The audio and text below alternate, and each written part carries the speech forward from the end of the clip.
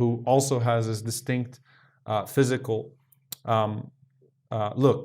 And Qatada rahimahullah says, "Ma ba'ath Allahu nabiyyan qat ila hasan al-wajhi hasan al-sawt," that Allah never sent a prophet except that they had a beautiful appearance and a beautiful voice.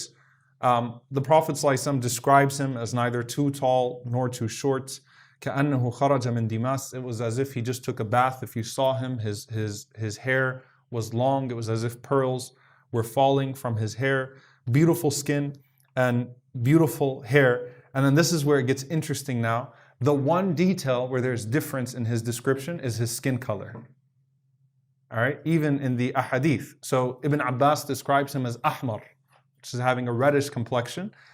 Ibn Umar says, كَأَحْسَنِ مَا يُرَى مِنْ أُدْمِ الرِّجَالِ, the most beautiful of what you would see of a person with dark skin. And then Umar radiallahu anhu says, وَاللَّهِ مَا قَالَ لِعِيسَى أَحْمَرٍ, that I swear the Prophet ﷺ did not say Isa ﷺ had a reddish complexion, but rather he said that about Dajjal having a reddish complexion. So there was debate even amongst them about what Isa ﷺ's complexion. The end of it is what? The end of it is that it doesn't matter.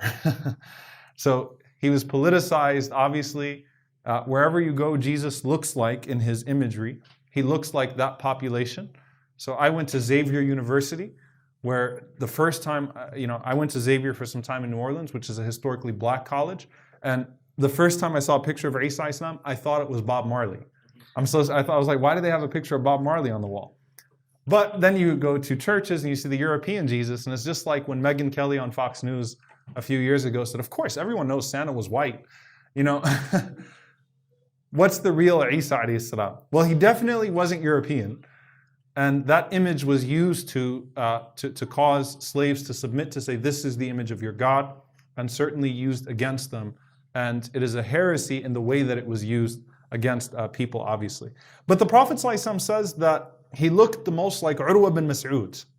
And Urwa bin Mas'ud was the ambassador of Quraysh at Hudaybiyah, who accepted Islam eventually.